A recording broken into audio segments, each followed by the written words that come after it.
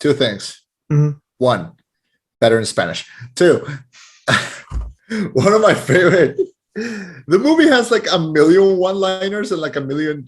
Like this is one of the most memed out movies because and not even in an annoying way. Like a B movie got memed out in a very annoying way, but Robots hasn't. It like all the memes that have come out have been great. One of my favorites is like this was kind of dark, but like there's like a meme that says when your grandpa without when you throw a punch to your grandpa with Alzheimer's and you reset him, and then they put like Big World, like I'm Big World.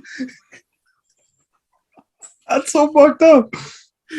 Oh god, yeah, things like that. So yeah, there's a ton of upgrades, people upgrades. They memed out that clip as well. That's so fucked up though. Yeah, Like no, Robots is good. It's aged well. A little cliche, but in a good way, I think. Grandpa's Alzheimer's and you have to reset. What the fuck? Okay. Big World. Okay. Yeah. Come on, you got this. Go. Also, I freaking love that he comes in surfing in a domino piece like that.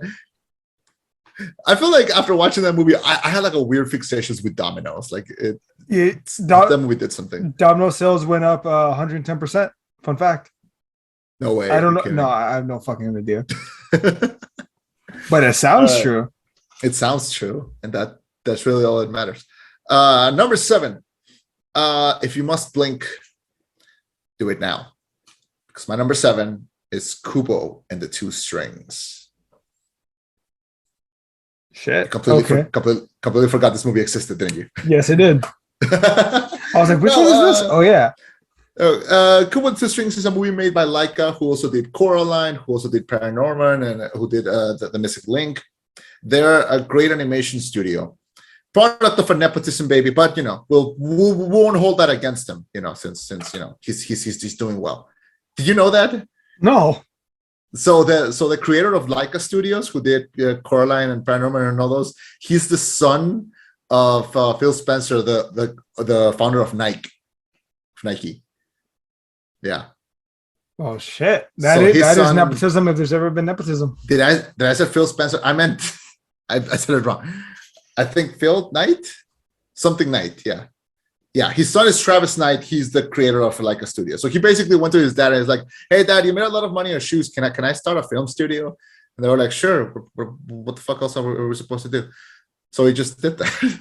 Tax write-offs, man. Tax write-offs. I mean, the movies are great. Like I will not hold them back on that. So that's great. But yeah, Kubo and the Two Strings is the first and only movie that Travis Knight directed. So he's the creator of the studio and he directed this movie. Mm-hmm. Based I don't know if it's based on like an old story or something, but it is visual gold. Like it is one of the most striking, most beautiful movies ever. And the fact that it's all made with like CGI, not CGI, but like puppetry and stop motion animation, and very little CGI is used, is great. The voice acting is great. The story, how it's told is wonderful. There's so much here today. It is the closest thing we have to a Legend of Zelda movie, because it feels like every time that he goes for a piece of the armor, it feels like going through a dungeon in Ocarina of Time. It's a great story about parents and kids and growing up and going on this big adventure. It's a great adventure movie. I see it as an adventure before seeing it as an animated movie.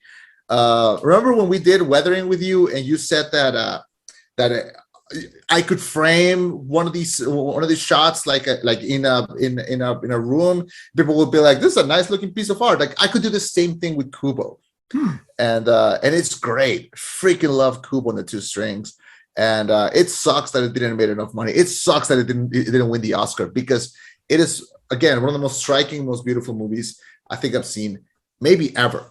And that's why it's on the list. And I freaking love Kubo and the Two Strings. Do you think the fact that Kubo didn't win and it went to, I'm going to assume that year probably went to a generic Disney film, am I right? That year, 2016. What won 2016? Was it Into the Spider-Verse? No, that was later. Let me see. Academy Award for Best Animated Feature 2016. That was Zootopia. So generic Disney film. I mean, Zootopia is good, but I think Kuma the Two Strings is like way better. No, but I'm saying like, so the people that vote on this, they have to be part of the Academy. Do you think they don't want to watch animated films, so they just vote? What's the Disney one? Okay, that one. Okay, next. I 100% think it's that. Yeah. God damn it. Shit. Well, I mean, maybe it's worth a rewatch. It is. Going back to watch it. Let me see. So number 6. Yeah. Okay, number 6. Number 6, I believe was honorable mention for your list as well. But for me, it's. I mean, damn! This movie made me cry, especially in the very end. Pixar's Coco. Okay. Nice. Yeah, this film one made me proud.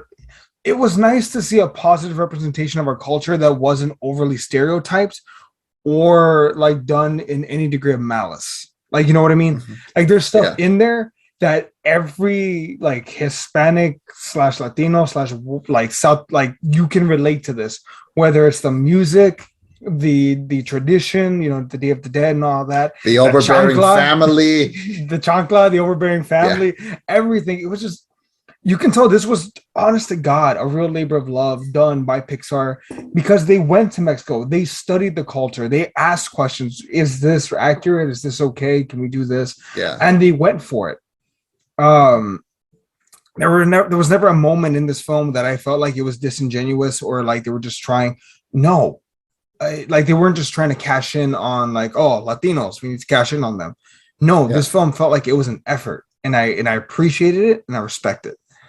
I really appreciated this film, Coco. And again, the story, who amongst us does not have a grandmother that they kind of wonder, you know, what was your life like when you were younger? What's your story, you know, growing up? Every family has something in them.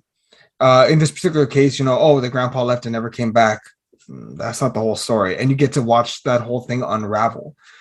Just from beginning to end. Also, one of the cutest animated pups I've ever seen in my life. Dante, I mean, come on, Dante. That's a perfect name. But yeah. Just the whole film is great from beginning to end, especially the song. And I remember at the very end, I bawled up and I cried because she was a grandmother. She was an old lady, but she got to see her dad. Yeah. And just like, oh fuck, like that. Yeah. We tend to forget that like old people, you know, were kids at some point, were teenagers, were rebellious, had their whole lives, had their own adventures, their whole lives. Yeah. So to see this grandmother just like, oh man, that reconnect there, yeah. One of my favorite scenes that I consider to be one of the most accurate is like there's a scene where like at the start where he's talking about the family and he sits down to eat and one of his aunts just goes like, hey mijito, I brought you some tamales, and it's like, how many do you want? And he's like, no, I'm full. He's like, how many do you want? And he goes, 3. He's like, good, here you go. Like that. I would have more accurate if she just said, if she put like 10 of them, here you go, you're too skinny. Yeah, like something like that. Also, I don't know why it became like a thing in animation that like Latino boys have that red hoodie all the time. Mm-hmm. But it's true, at some point we all had that red hoodie. Because like they did it here, they did it in Star versus the Voices of Evil, and it's like, no, it's true. You don't have to call us out like that, but it's true. No, there's a lot to like in Coco, and there's very little to dislike. The music is excellent too. It's great. This is why we should have done a top 20 or top 30, because I want to talk about all these movies, man. God. Okay, we said 6, right? Yes, number 6. All right, number 6. My another movie by director Mamoru Hosoda, who also did Wolf Children and Belle. This was technically his first movie, not counting the Digimon movie, which it's a lot of directors, not just him. But his first like full feature, it's a little movie called The Girl Who Leapt Through Time. Okay, so The Girl Who Leapt Through Time. It's a coming of age story. You know how I'm a sucker for those. It's a movie about this girl who has this normal life. You know, she goes to school, she goes to high school. She is not a very good student, and she has these 2 guy best friends. and she has her family, and it all starts when her family just asks her to bring this shipment of fruit to one of her aunts, and they say your aunt's a little kooky, she's a little crazy, but go visit her, just bring her this. And she kind of hits herself. She's riding her bike through the slope, and she kind of like goes flying. She hits herself, and she's about to hit the subway. And she discovers that when she jumps and she like rolls in the air, she goes back in time. And so she starts doing this like every teenager for evil. And then she learns her lesson. I feel like, we've seen this, careful what you wish for kind of story. We've seen it in other things, but this is one of my favorite examples of it being done. Mako, I think it's her name. What's her name? Makoto. She's so lovely. You want to root for this girl because she is like she feels like a real character, not because she's not perfect. She can be selfish. She can be a little over her head. She starts using these powers for like not for good. She starts doing it to like get better grades in school. She starts doing it to like go ahead on her allowance. She starts basically using this for exactly what a teenager would do. But then there's a little twist, and that twist is so good and so wonderful that I'm not even going to spoil it. And it becomes, it's both a sci-fi and a rom-com and a coming-of-age story, and it is great. And I think it's one of the most accessible anime films ever made. I think Hosoda has made a career of making accessible anime movies, and this is probably my favorite. This and Wolf Children are my two favorites by him. Although it is really hard to pick a favorite. But yeah, Girl Who Leapt Through Time is great. Also great in Japanese, great in English. The English dub is beautiful. One of the most lovely English dubs ever. Spanish dub is equally as good. Give me 1 second. Take your time.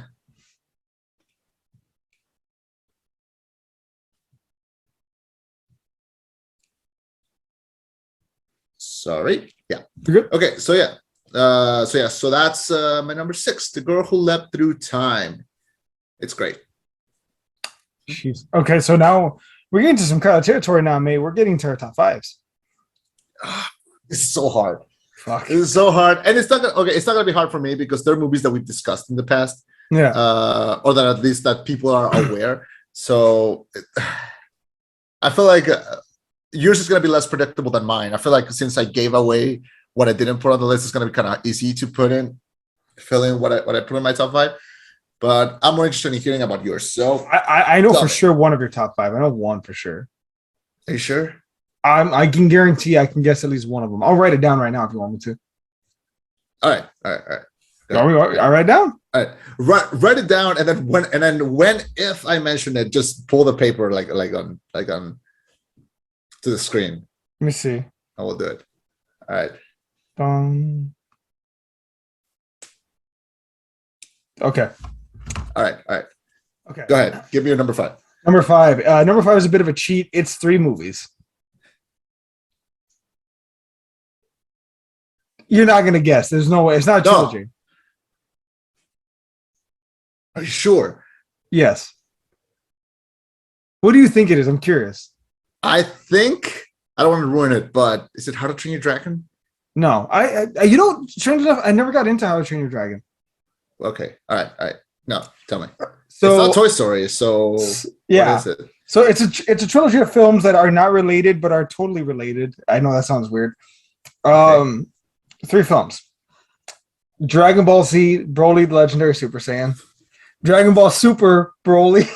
hold on, and then DBZA, Broly, movie 13, Broly. All right. Yeah. Do you know what DBZA is? Abridged? Yeah. The Dragon Ball Z. Have you seen the abridged version of Broly? No, I've seen a couple episodes of DBZ Abridged, but never like the full thing. I got more into Yu-Gi-Oh! Abridged than DBZ Abridged. So it's so dumb, but like all 3 of these films are like very similar, but so vastly different. And if that sounds so like back-ass words, that's what I'm saying. But these films are so nuts, I can't help but love all 3 of them in their own unique way. Dragon Ball Z Broly the Legendary Super Saiyan is like the original hour, like 10-minute DBZ film. Up until that point, the longest film where Broly is like Goku and Vegeta, they're Super Saiyans. Nah, motherfucker. This is the legendary one that they always talked about. This is the one that would have taken it to Frieza and beat him. And it's just it's crazy because it's kind of boring at the beginning. There's this weird subplot of like, we're gonna kill Vegeta, but like he hates Goku because he used to cry as a baby and all this other stuff. It's weird. But the second Broly like turns it on, it's on 11.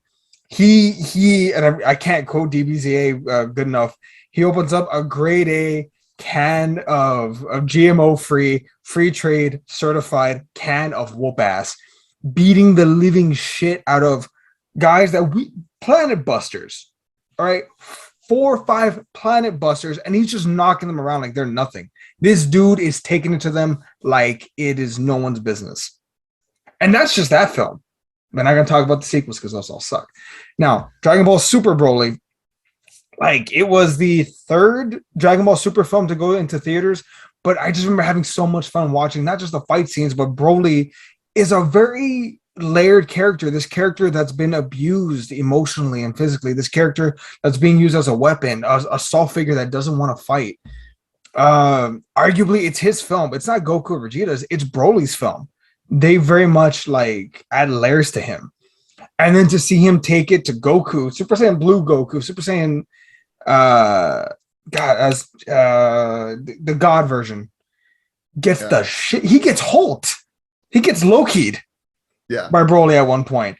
Fucking Vegeta, maybe the most badass he's ever looked, takes it to Broly and is able to hold his own up until a certain point. And then you even get Gogeta, and even then they struggle. They have to go, Gogeta has to go Super Saiyan Blue to take it to this guy. And even then, he barely ekes out the win. And Broly doesn't die. He gets wished away. It's this great like layered film. Also, Frieza gets the shit beat out of him. It's great. It's great all the way.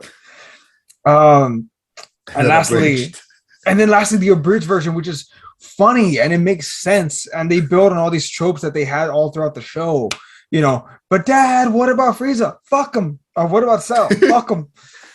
Like, there's so much to it, and it's still so funny. They even make a point of saying of Goku. He makes a funny reference. He goes, "Guys, I'm a level with you. Like, does anyone else want this to stop? Yes, please make it end. All right, give me all your energy, and I'll end it in one punch, man." And like Trunks and Gohan and Piccolo are like, here. And Goku's like, now Vegeta, I know what you're thinking. Fuck it, you have my energy. Now go. Thanks, best buddy. No. Collapses. Just, it all works. And like, these movies are dumb, but they're so much fun, and I love them all. So that's my number 5 is a cheat. It's Dragon Ball Z and insert Broly. Well, God damn it, Nappa. So, no, I totally expected you to pull some shit like this. And I'm okay with it because I know how happy it makes you. So it's good. It's fine. All right. So that's your number 5, right? Mm-hmm. I'm gonna take it in a completely different direction for number 5. Okay. All right. My number 5 is the only Pixar movie on my list, and that is it's Soul. I put Soul on the list. Yeah. Really? Above Inside Out? I was sure. Oh, that's right. That was in your honorable mentions. Yeah. So Soul. It's relatively new. Came out like a year, 2 years ago, and my God, it keeps building. I see Soul as like a spiritual successor to Inside Out. It's like a spiritual sequel, same director, same wacky concept of our insights, of our afterlife. Probably the smartest that Pixar has been, the most touching that Pixar has been. This is, to me, we can see Toy Story as like the thing that put them on the map, and the thing that they just kept on growing. We can see Coco as like a really, really wonderful film about our culture. We can see all the movies being good about different things. Soul, I consider to be Pixar's magnum opus. I don't think that's the best that they're ever gonna be. If they can beat themselves up on this one, I will be shocked. Because it is really a movie for everyone. It is a movie that it's witty. It has a lot to say. It's It's sweet. It's charming. It's a little trippy. It's probably the darkest that Pixar has been. It's got a cat. There's really very little to dislike, and I freaking love Soul. Probably the most realistic that a Pixar movie has ever looked. That you can see some shots of New York City, and you can It looks almost feel legit. like they're it looks legit. It feels like you're watching a live action movie. And I'm not saying that animated movies are only good when they feel live action. Your last entry will prove otherwise. But this is just so good. This is I think as perfect as a movie can get. And yeah, there's kind of, you can't beat it. It's so good. It's so sweet and so amazing. I am left out of compliments because of how good Soul is. So yeah, I just, I have no criticisms. It's a perfect movie, and that's my number 5. And also a great film that helps. I think the same way you mentioned one time, Inside Out is being used to help talk to kids about their emotions and whatnot. Like, which one are you feeling towards? This one is good to talk about them about the end of life. Yeah. I mean, it is. Yeah. It's a great introduction. Like, it's like, hey, like we're gonna talk about like this subject that happens to fucking everybody. Yeah. Because I mean, the first time we talk about it's scary. Totally. Yeah. So it's worth it. Yeah. 4. Yeah, but it's good though. Mm-hmm. Number 4, right? 4. Yeah, 4. Number 4 is a bit of a cheat again. Okay. But look, it was released as a 2-part film, but in reality, it's one movie. All right. The Dark Knight Returns, the animated one. Okay, yeah. It's one movie, yeah. Have you seen it? Of course. Oh, okay, yeah. So I have the comic too. Man, like this film it was great. It was, I think, might be one of the first really adult takes on Batman animated. Like it's not like, oh, like we're gonna cuss a little more. Like, no, this gets dark and gritty and ugly. Yeah. You see Batman using the batarangs have always been used to like, oh, I'm gonna knock your gun out. No, these are fucking knives. I'm gonna put them in your goddamn hand. You see how brutal Batman can be at times. You see him reclaiming the cowl because most other stories are Batman in his prime. Or him just starting out, or he has like something along those lines.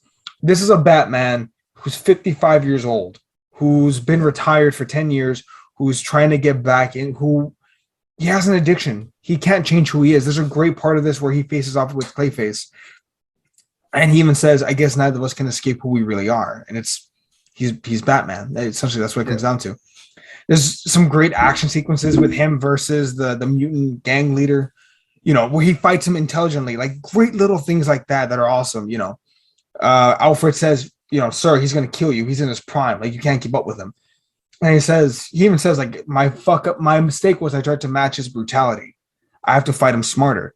We're both slow when we're knee deep in mud, cutting him, that's the right cut that makes it bleed. You're dead. Now you can't use your deltoid.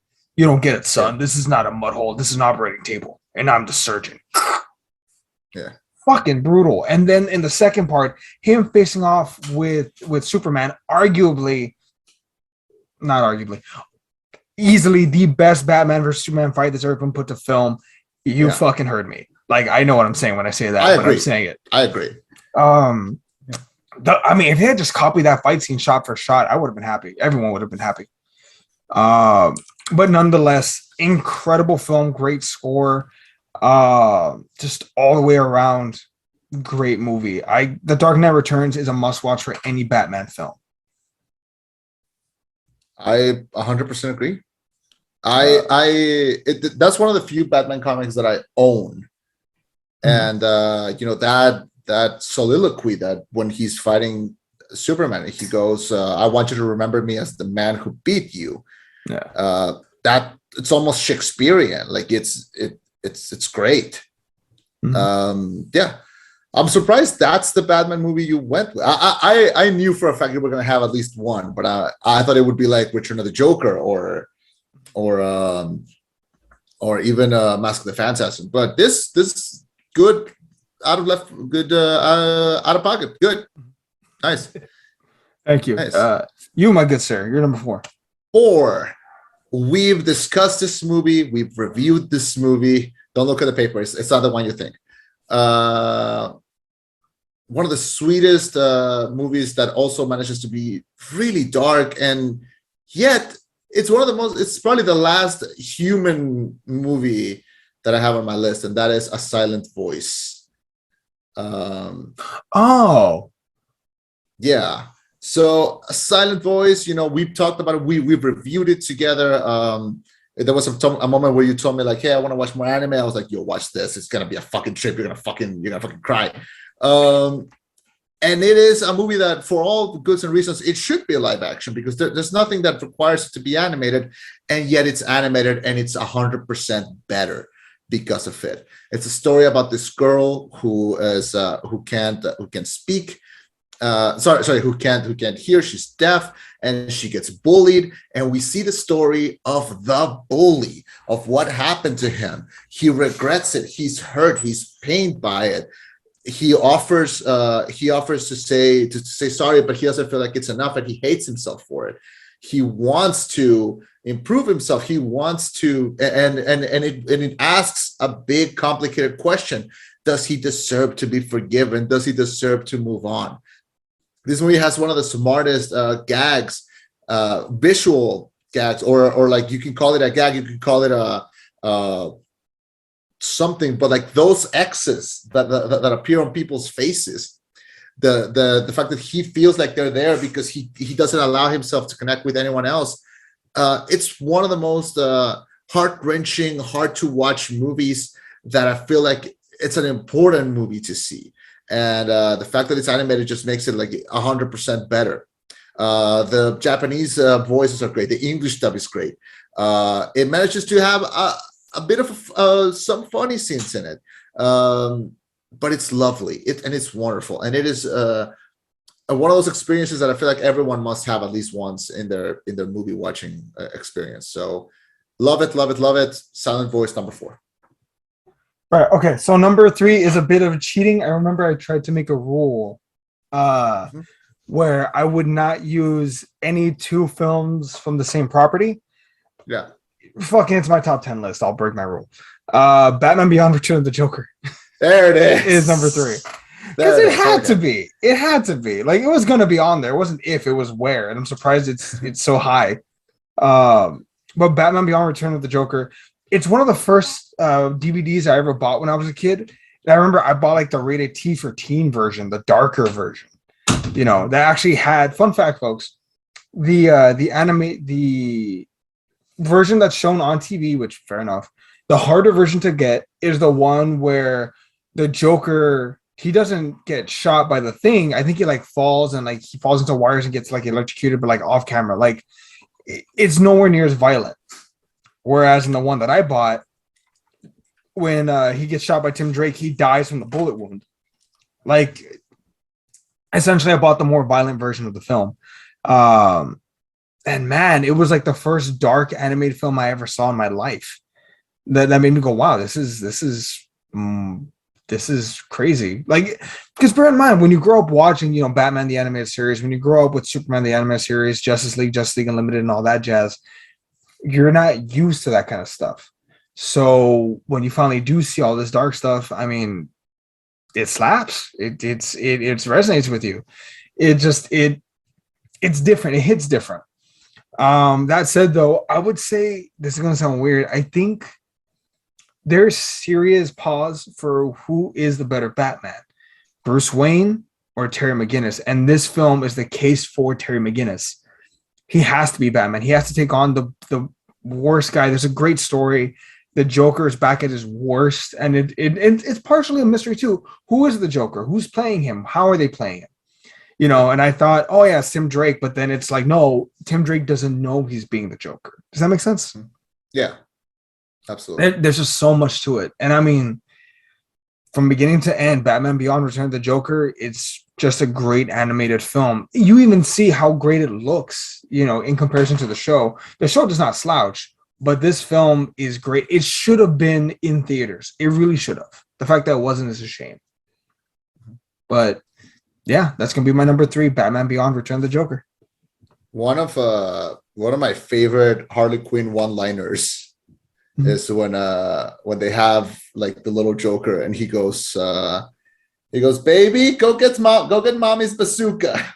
Just Jesus Christ. freaking love that line. No, I called it. I knew.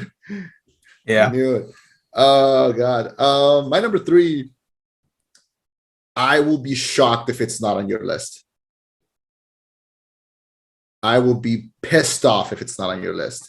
So you have 2 spaces to either, remember that it's there, to prove me wrong, or you completely forgot it existed, because I refuse to believe it's not on your list. All right. My number 3 was one of the first movies that ever made me cry as a kid. And to this day, it still hits me. And that is The Iron Giant. Motherfucker, that's my number 2. There we go. There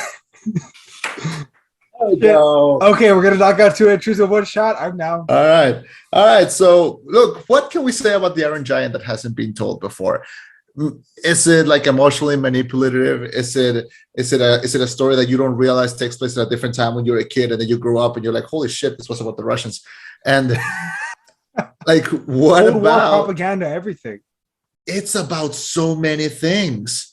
It's about so many human, wonderful things. And Brad Bird, who directed this movie and then went on to have this wonderful career where he did The Incredibles, and he's done all these incredible movies, started with this. This is the movie that proved that animation could be heavy and impactful. Parents love this movie. Kids love this movie. It's a movie that everyone has fond memories of because it was so unique. We talked about Road to El Dorado and how its CGI kind of meshed great. Same thing with this. And it's a story about a boy in this giant road, and that's all you need. But yet they decided to surround it with real world events and growing up. It's a coming of age story. It's about a single mom. It's about this struggling artist. It's about a lot of things that both kids and adults can get into. This is a movie that has survived the test of time because of how weirdly perfect it is. And the Iron Giant floating away into space, sacrificing himself for mankind while saying, "I am Superman," is one of the lasting images of our generation. And it deserves to be talked about and remembered. And that's why it's my number 3 on the list. And apparently you're number 2. So go ahead. Man, Hogarth. God damn, this movie did so much.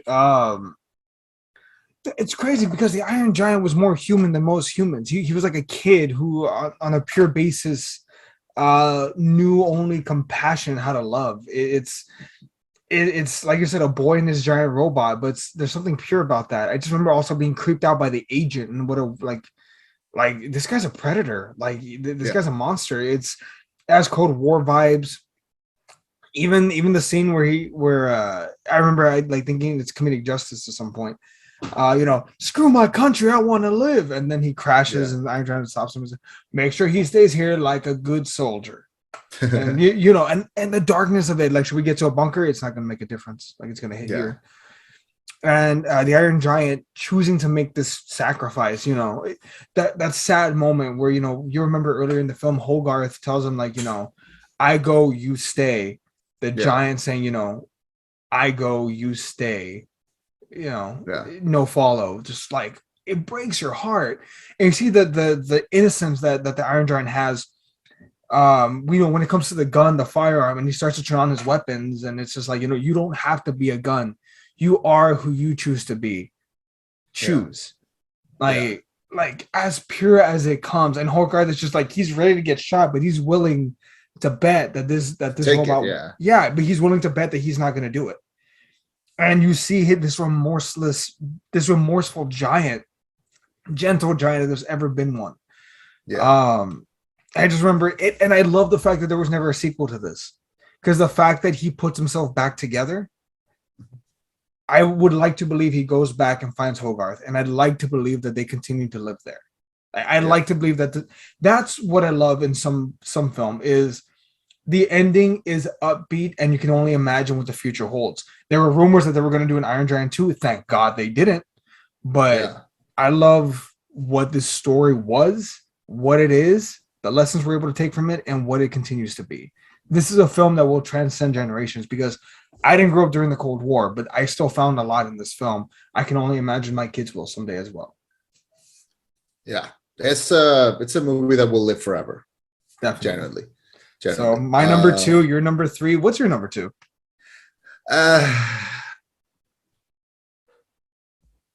Call it the fact that I it's new. Call it the fact that it's endlessly rewatchable. Call it what you want, but I already put that on my honorable mentions. Was it?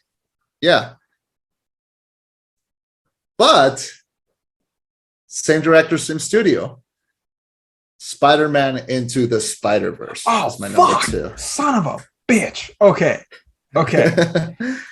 Spider-Man Into the Spider-Verse is my number 2. I know it's a relatively new movie. I know that it hasn't stood the test of time yet, but Jesus Christ. As a kid that grew up loving Spider-Man, like what Batman was to you as a kid, Spider-Man was to me as a kid. Okay. I grew up watching the 90s cartoon. I grew up watching the 90s, the 2000s MTV weird ass 3D CGI cartoon. I grew up with the Tobey Maguire movies. I grew up with the PS1 Spider-Man game. I had a little, it was like a cape with a mask, and it was a Spider-Man mask. I had a figure of Spider-Man. Spider-Man was my life as a kid. Okay. And then what a wonderful thing. That was a thing that just kept going. As a kid, as a teenager, as a young adult, I kept loving Spider-Man because he refused to go away. And how amazing it was that I got to see a movie like this in theaters, that I got to see all of these Spider-Man coming together and being the same story, that the animation was one of the most revolutionary things of the new millennium, that the voice acting is great, that the score is great, that it's a movie that understands multiverse theory, that understands what makes a character tick, what makes a character be timeless. A lot of people felt that when they saw No Way Home. I felt that when I saw this. To me, this is still the best Spider-Man movie ever made. It is probably in the top 3 best superhero movies ever made, and it is in my top 2 of my favorite animated films ever, because it is a movie that understands its source material, understands what we want to see, and understands the character, how much we love it, and how different they can be. Okay, I adore the shit out of this movie. I want to take this movie's animation and inject it into my veins. Okay, when people say that, oh, and how much of an insult was to the directors when after they made this movie and they won an Oscar for it, studios came up to them and be like, hey, you guys are ready to make real movies, you can make live action movies now. It's like, no, this is best picture material. This is a movie that is better than a live action movie because it's going to last for the test of time. It's going to be awesome. This is one of the few movies that I own the steelbook version of. Okay. When I bought a 4K TV, this was the first movie I saw in it. This is the last movie that mattered. Okay. I mean, release timeline. Yeah. And I love it. I cannot wait for the sequel this year. I cannot wait for, apparently they're making a series. Oh God, like I would hear this Spider-Man mythos being told over and over, and I cannot wait to see more of it. But if this is the only one we get, then we got a real perfect one. And that's why number 2 is Into the Spider-Verse. Damn. Oh, yeah. Okay. I really missed the ball on that one. All right. I was so sure. I was like, recency bias, but I can't believe it's this high. Damn. Okay, so number 1 animated film. Bear in mind, number 1 animated film. How are you gonna cheat this time? I'm not gonna cheat. This is legit. This is not a Toy Story like reference.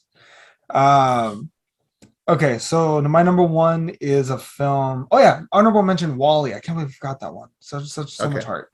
My number 1 is a film that the 4 main actors in this movie, right? I don't know them by any other film, but I know them strictly by the characters in this film.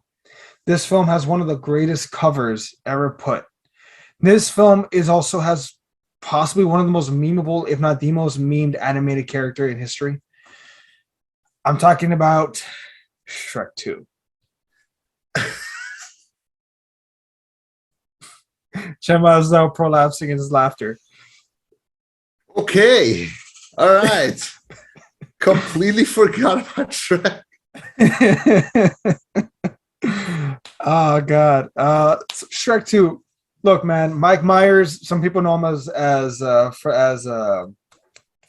the one where he's like a band leader of some sort? Band leader? He's Wayne's World. Some people know him as Wayne. Some people know him as Austin Powers. Some people know him as a guy from SNL. As far as I'm concerned, that motherfucker is Shrek and will only ever be Shrek. Some people know Eddie Murphy for his comedy. They know him for some of his films that aren't great. I strictly know him as Donkey. Some people know Cameron Diaz as whatever the fuck she's ever done. I strictly know her as Princess Fiona. Antonio Banderas, I know him for a few things, but mostly Puss in Boots. Also, Fight Me When I Say I Need a Hero is not a song that we all have listened to on multiple occasions. This movie is great, but it's not just great because it's a good story. It also turns so many cliches on their heads. When it comes to like fairy godmother being evil, when it comes to the king, they lived happily after and far, far away. Motherfucker, that's not like an ending phrase. That's the place. The kingdom of far, far away is a fucking kingdom. Also, Starbucks. They have ye old navy. They have all this product placement. Rapunzel is an actual like princess there.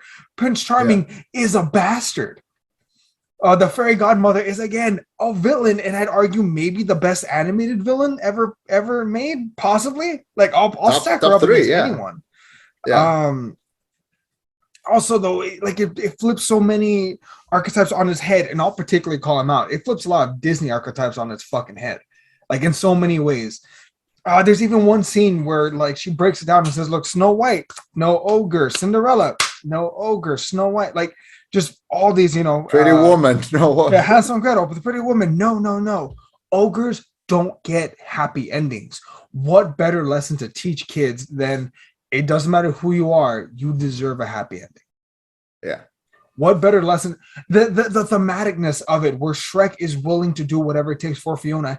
He makes himself look human for her. He's willing to sacrifice the swamp and everything because he loves her. And in the end, she says no. She rejects everything and says, I want to be happy with the ogre I married. Yeah. Thus cementing the lesson from the first film, but also expanding on it.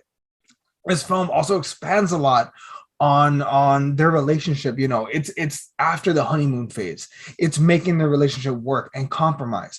Also, as a man who is now married, that scene with the in-laws is fucking hilarious, and it will never not be hilarious. It all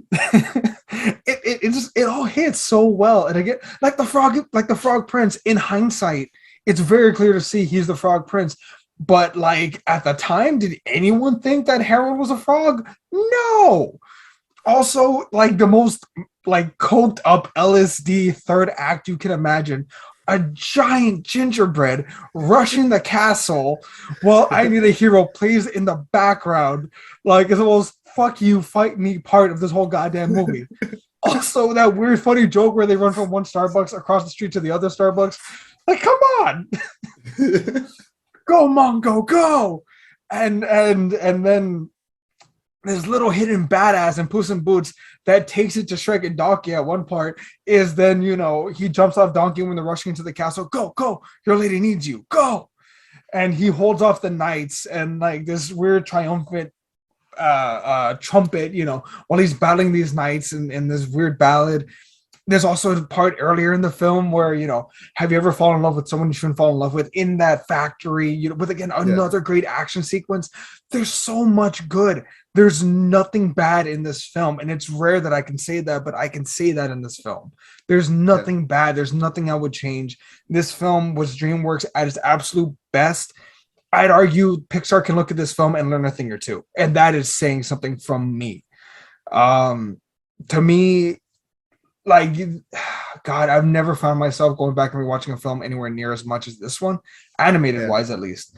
There's always something new to pick up. There's always something new and funny. And it does everything a sequel is supposed to. Shrek 1 was great. Shrek 1 was awesome. But this might be a perfect sequel that elevates from the first one. I don't disagree.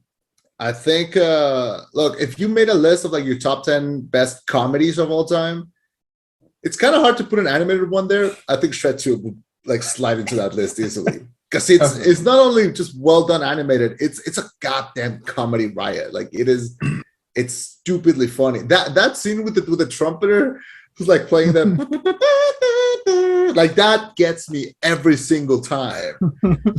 Yeah.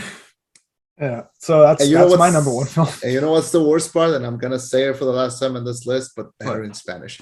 God, I'd be dead of alcohol poisoning right now if I was actually taking shots. You know that, right? Yeah, well, that's what you get. Okay, so that's your number one. It's a good number one. It's a respectable number one. And yeah. I'm so curious. My number one, it's not a surprise. I thought this was the one that you wrote down. Because I don't shut up about this movie. We reviewed it, we've talked about it, and I yeah, my number one is Your Name. And motherfucker. Yeah. So, oh god, what can I say? What's a new thing that I can say about Your Name that I haven't said before? Not a lot. It's still perfect. I rewatched it. It's still perfect. Like, to me, this is as great as you can do a coming of age story, a sci-fi story, an animated story, a story about growing up, a story about school and place and location, and the soundtrack is great. The characters are perfect. The romance is romantic. I don't know, what can I say? Like, it's so, it has all of these values, and it does them in such a perfect way. It executes them in such a story that can be, you know, taken by teenagers, by adults, by fans of the genre, by fans of the medium, and it's such a unique thing, and it's so perfectly executed. To me, this is a perfect execution of a perfect idea, and I go back to it constantly because I am in awe of how they took this idea and they executed it so perfectly, and it keeps working. The ending to this movie, it's as perfect to me as an ending can get, and it makes my heart beat every single time that I see it. Every time that I'm in a subway, I think about the ending of this scene. I'm holding on to one of the tubes or to one of the hooks, and I see another subway like cross by like through the window, and I think about this scene. Every time I'm going up and down a public stairs, I think about this scene. I think about this scene. Every time I go to a cafe, I think about this scene. Every time I go to an Italian restaurant, I think about this scene. Every time that I take a trip somewhere in a bus or something, I think about this movie. And it's so, how amazing it is that the universe just sees these two people and it's like, Kith, like, be together. Like, I'm gonna move like time and earth and universe just to like make you two meet because you need to do this. Like, there's no explanation, there's no reason for this to happen, but it just happens, and it makes me wonder of how wonderful the universe and magic and people can be, and I adore it for it. And it's one of those movies that like I see it and I'm like, I'm so glad I'm alive. And it exemplifies everything that I love about the medium. It exemplifies everything that I love about film. It's all in this just one story. And Shenka, you know, he went on to do Weathering with You. He's having a new movie come out this year. So you know, he's not out of a job. He will keep giving us hits, but this one, it was a hit for a reason. And I'll keep coming back to it whenever I can. And that is my number one. I don't know if it'll change at some point, but I can guarantee you something. It's going to remain in the top three, probably for the rest of my life. And that is how I feel about Your Name. And that's my number one. Yeah. And those are your dogs and they're barking. Gives me someone's walking outside. Sorry. Right. But yeah, okay. So this was, this is almost a 2-hour podcast? Yeah. This might be our longest episode ever, actually. It's possible. And yeah, so again, list is subject to change. I could sit down and talk about all these movies for like a long time, but you know, you have other things to do. I'm talking to the listeners. And I I'm not ran out talking of about like you. 3 I'm on my 3rd water bottle. I'm on my 2nd cup of coffee. Oh, So yeah. So folks, yeah, so as you can tell, we love animation. Animation deserves the respect of that, live action movies get, and hopefully you went out of the way to listen to this and you found maybe a movie that you liked, maybe a movie that you've never heard of, and now you might go watch it. And that is the dream. That is what we want to share with this movie. More people watch this and less people watch Morbius. So that is all I have to say about it. God damn it. Yeah. All right. Well, folks, I hope you enjoyed this list. Do us a favor if you're listening to this on YouTube, comment below what are some of your favorite animated films. Or you can message us, you want to have a chat or whatnot. Feel free to listen to our podcast wherever you listen to your podcasts. Mm-hmm. Our YouTube channel is growing. I'm gonna have some videos out in the next few days. Enjoy all that. Yeah. Thank you for listening. Thank you for joining us. Thank you for accepting our new schedule that we're very slowly getting used to it. And hopefully it works out better for you. And hopefully, this is an episode that you don't really need to have listened to our previous show. You could just be like, oh, animated films. Sure, I like those. Yeah. I'll go for a list of that. So this was great to do. I don't know what's the next monster that we're going to try to tackle in this, but hopefully, it's less stressful than this one because this was a hard one. Maybe top 10 villains. Ooh, I kind of want to do a top 10 favorite moments. Down. I feel like that would be like a pretty interesting one to do. But yeah, so this was the rollback. This was rollback rundown. This was the top 10 list, and we hope you enjoyed it. So yeah, anything else you want to add before we sign off? No. Enjoy your animated films. Bye, everybody. Bye, everybody. My name is Chema. I've been Eddie. And this was the rollback.